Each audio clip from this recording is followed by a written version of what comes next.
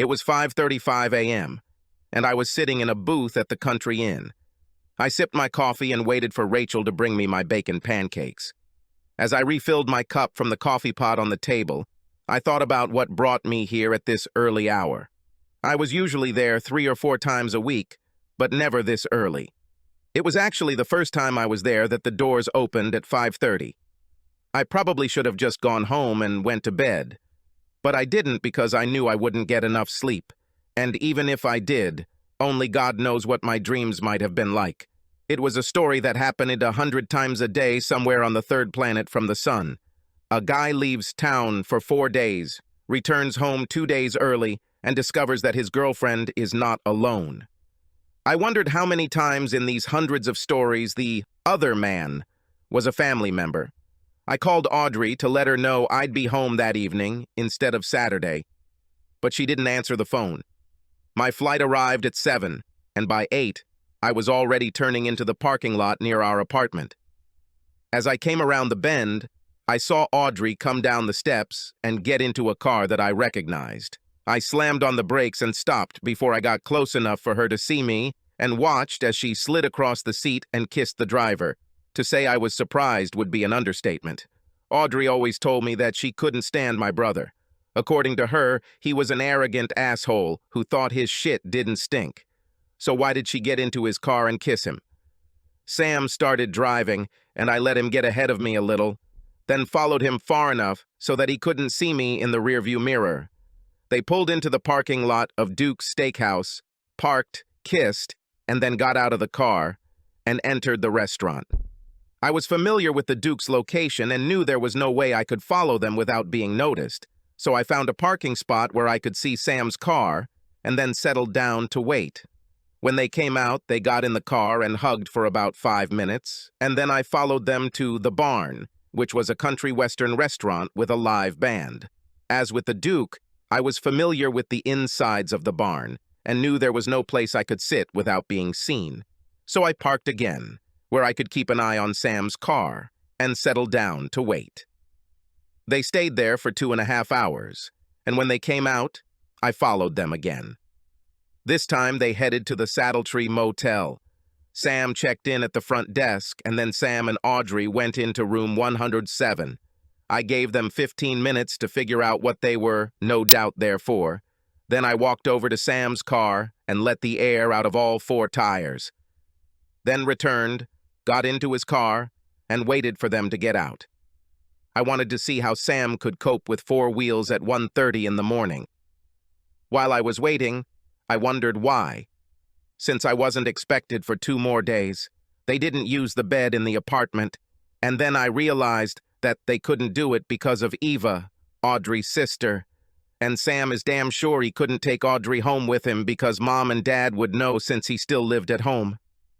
Anyway, sort of. There was an apartment above the garage, and that's where he lived, and you could see the apartment from the kitchen window, and Mom or Dad would damn sure recognize Audrey. I was also wondering how it started and how long it lasted. I usually went out of town every 4 to 5 weeks or so, and I wondered if she did the same every time I went away. After a couple of hours, I resigned myself to the fact that they were staying there for the night, stopped my vigil, and headed to the apartment. When I saw the sign for the country inn, I decided to stop for breakfast. I parked and walked up to the door just as Rachel was unlocking the door. I met Audrey during my senior year of college. She was a sophomore, and normally we would probably never have met since we didn't have any classes or friends in common. It was a Friday night fraternity sorority event that brought us together. In addition to members of my fraternity, there were members of other fraternities.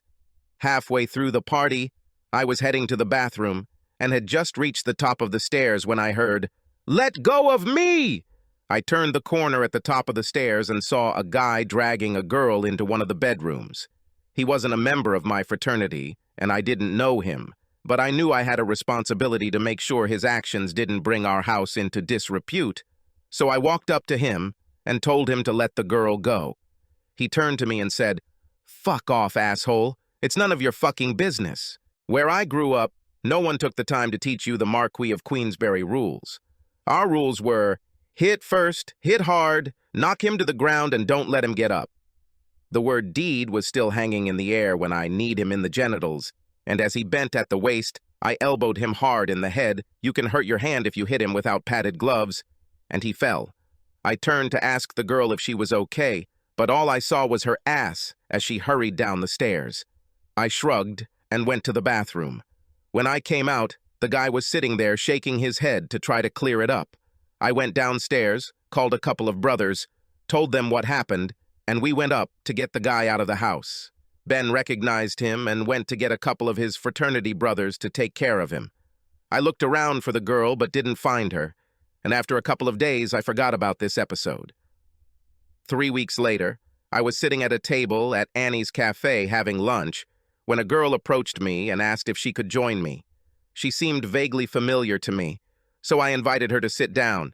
She saw me trying to recognize her and said, "You don't remember me, do you? You seem familiar to me, but I can't remember you. Party at the Kappa house. You saved me from that Neanderthal.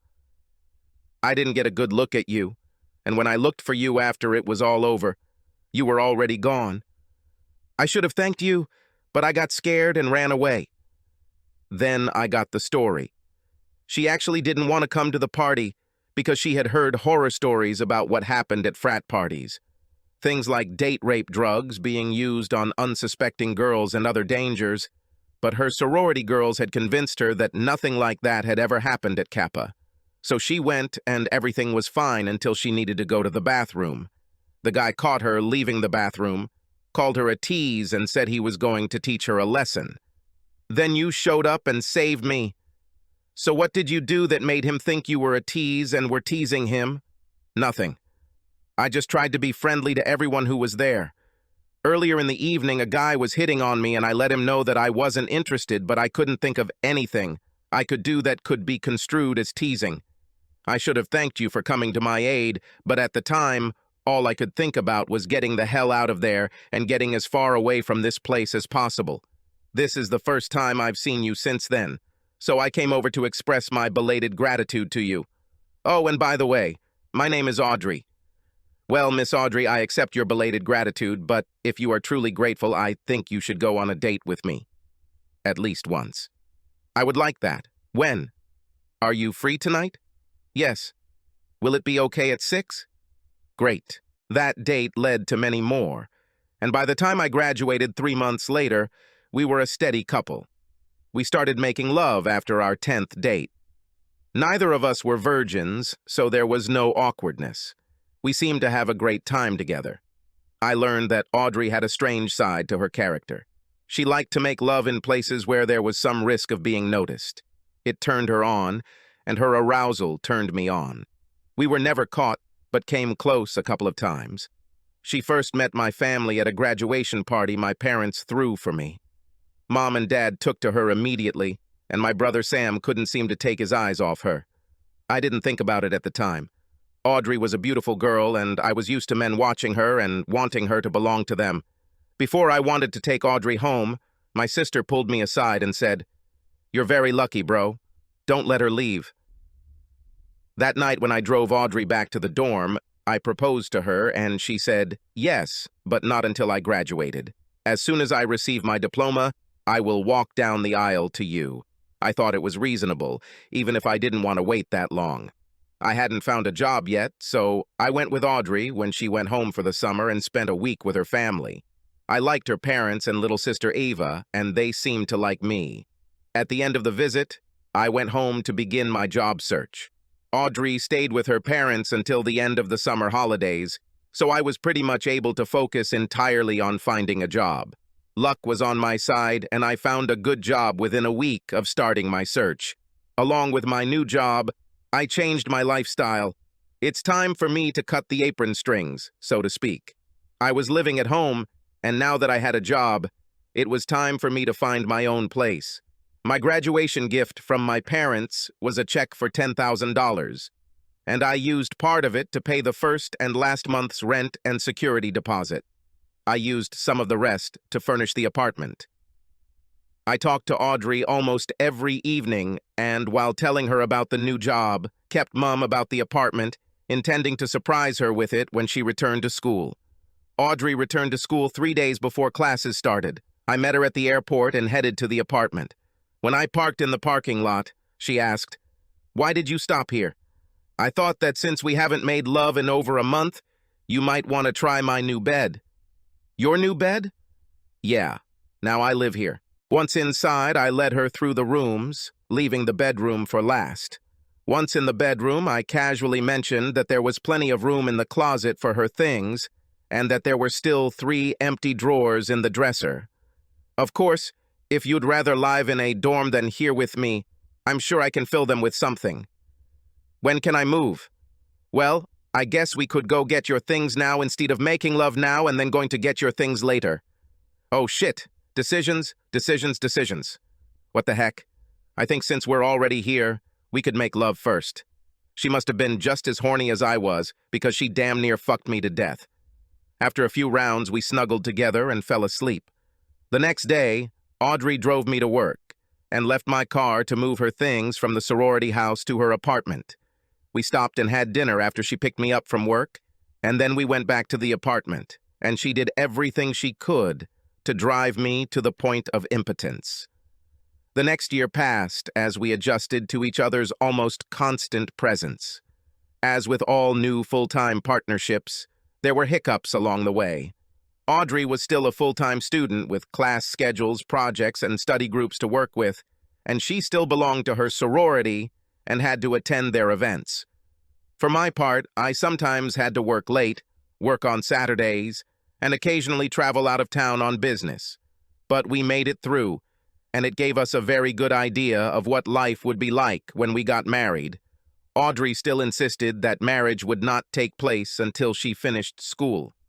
I didn't care because, as far as I could tell, we were already married and just didn't have time to complete the paperwork. I had some earned time off, so when the summer holidays came, I was able to go to her house with Audrey for a week, and then I had to go back to work. I spent a rather miserable 5 weeks alone. We actually talked on the phone 2 or 3 times a week, and we exchanged a hell of a lot of "I love you" and "I miss you." When Audrey returned 2 weeks before school started, we spent most of our time in the bedroom trying to catch up. One of those nights, as I lay next to her, satisfied as hell and tired of what she had just put me through, she said, "I need a favor. I need a really big favor. After what you just did to me, I don't think I can refuse you anything." "What's the matter?" "My sister Eva will arrive on Saturday. She will begin her first school year. Would you mind if she stayed here with us until she gets back on her feet?" I liked Eva, and since the spare bedroom was not in use, I had no reason not to let Eva use it. "No problem, honey, but you may have to put a rag in your mouth when we make love. You can be a little noisy, you know, and I wouldn't want to disturb Eva's sleep." "I'm not that noisy." "Oh, yes, it is so, and I will now prove it." And I did it. We met Eva at the airport and hosted her with us. There were some changes made to the way Audrey and I lived. Adjustments needed to have Eva with us, but things soon got better for us. Eva was a very beautiful young lady, and it wasn't long before she started dating, and her going on dates gave Audrey and I a lot of alone time, enough to make sure our sex life doesn't suffer. And then the trip began, which allowed me to return home 2 days earlier. I froze over my breakfast. I needed to go home, shower, and get ready for work, but I wanted to give Eva enough time to leave for class. If she had still been there when I got there, my natural question for her would of course have been, "Where is Audrey?" What would get her into all of this? She knows I was supposed to be out, and she knows Audrey didn't come home last night, and I'm sure she's smart enough to put 2 and 2 together and come up with the right answer. But then again, maybe Audrey gave Eve a perfectly good excuse, but it didn't matter what story Audrey told Eve because I knew the true story. Among the thoughts I had during breakfast was what I was going to do now. That Audrey was the story was a given, but what were the mechanics of the breakup supposed to be? Confrontation? Or should I just pack up her things, put them outside, and not bother talking to her? Then, of course, there was my brother. What was I supposed to do with him? This was a much harder question to answer because whatever I did with him would inevitably involve my parents. They will almost certainly want to know why my relationship with Sam has changed. They'll want to know why I won't attend family functions if Sam is there, and I'll have to tell them. I wouldn't lie to them, so they would know the cold, hard truth. I didn't stay long enough, and Ava was still in the apartment when I got home. I saw the expression on her face. It turned pale, but I always thought it was a figure of speech until I walked in and Ava saw me. Her face actually turned pale, and that told me she knew what Audrey was doing. What she didn't know was that I already knew what was going on. So my question, how long has she been doing this, took her completely by surprise. She expected the question, where is Audrey? And probably already tried to come up with a good answer to this question. My question told her that no lie would work, and I could see in her face that she knew it, but I was not prepared for her answer. As far as I know, she never stopped. She never stopped? What does it mean? She had steady boyfriends throughout high school, and she cheated on every single one of them. When you came home with her for the summer, she acted decently, but as soon as you left, she started dating guys she'd known since middle school. I don't know much about it. I know for sure that every time you go on a trip, she meets someone. Sometimes she comes home at night, but usually she's gone by the time I leave for school. I was going to say something like, I thought you liked me enough to let me know what was going on, but I quickly realized how stupid that question would be. She and Audrey were family, and the old saying that blood is thicker than water would be true in this case. I guess now that you know you're going to kick her out, you are thinking right. What is my time frame? Your time frame? How much time do I have to find a place to stay for the night? Spend as much time as you want. I'm kicking out your sister, not you. I know it might make your relationship with her a little awkward that you're here after she left, but I don't see any reason to punish you for what she did. How you handle this with Audrey is up to you, but she won't be here when you get home from class. I'm going to pack up all her things and put them outside for her to see when she finally gets home. I went to the kitchen to get trash bags, and when I came out, Eva had already left for class. It only took me an hour to remove all of Audrey's presents from the apartment. Knowing that Audrey's first class today wouldn't start until 10:15, and assuming she'd be home before going to class, I settled in to wait for her to show up. She arrived at 9:40 and was surprised to see me. She came up to me and leaned over to kiss me and then asked, "When did you return home?" "Last night." "Why didn't you call me?" "I called, but you never answered." "Oh, shit." I turned off my phone so we wouldn't be disturbed while we were studying. While we were studying? Who are we? Some girls from my management and economics class. It was kind of like an overnight study. The lie rolled easily off her tongue, and if I hadn't seen what she did with my own eyes, I probably would have believed her. And then she asked, "What are those garbage bags by the door?" "These are all your things." "My stuff?" "Yes, Audrey, your things. I'm kicking you out of the apartment and out of my life. You're not serious, are you? We love each other. I can't speak for your lying ass, but my love for you died last night when I watched you and my idiot brother walk into room 107 at Saddletree. I got home just in time to see you get into Sam's car and then make out with the guy you told me you just couldn't stand because he was an arrogant asshole. After seeing this, I just had to follow you to see what was going on." She fell silent and looked at me for a few seconds, and then said, "Flat tires. Was it you?" I simply nodded my head affirmatively. "I guess I'd be wasting my time if I told you that you're the only one I love, and that Sam was just sex." "You would be right about that. I don't care why it happened. The only thing that matters is that you did it. I'm just glad I found out about you before I married you." When I said this, her whole behavior changed. She grinned at me and said, "I never intended to marry you. You were just something that got me through school. A constant and reliable source of sex and nutrition to get me through this. You don't make enough money, and your manhood isn't big enough for me to commit myself to you forever." And with these words, she turned and headed towards the door. When she got to the door, she turned to me, gave me the finger, said, "Fuck you," and then walked away. As the door closed behind her, I muttered, Damn, bitch. Hey, I was a guy, and if you really want to upset a guy, tell him his manhood is in pants that are a small size for her. Then I remembered how she acted whenever we had sex and realized that she was lying to me when she told me that my manhood was not big enough for her. She was either lying or the silver screen and Broadway stage were deprived of one of the greatest actresses to ever appear. Then I smiled, realizing that my male instrument was satisfying the one for whom it was intended, me. I showered and then slept for a couple of hours before getting up and going to work to turn in my trip paperwork. Then I went home, and when I got there, I saw that all of Audrey's things were gone. I made a meal out of the leftovers in the fridge and then decided to do away with the next annoying chore on my list. I headed to my parents' house, planning to visit my brother's apartment above the garage and let him know how unhappy I was with him. I went to the door and knocked. About a minute later, Sam opened the door and, seeing it was me, smiled and invited me in. The smile told me that Audrey hadn't called him to tell him they'd been caught. As a result, Sam still had a smile on his face when my right hand hit him in the jaw. He stumbled back and I followed him, kicking him in the groin. He fell to the floor and I kicked him a couple more times, and then I looked down at him and said, "In case you haven't figured it out yet, I know about you and Audrey. This is just an example of what I will do to you whenever you come near me from now on. I leave it up to you to explain to Mom and Dad why I never come to family functions when you are there." I turned and walked out of the apartment, leaving Sam lying on the floor, gasping for air. When I returned home, Ava was sitting at the kitchen table doing her homework. She looked up when I entered and said, "You did it. You really did it.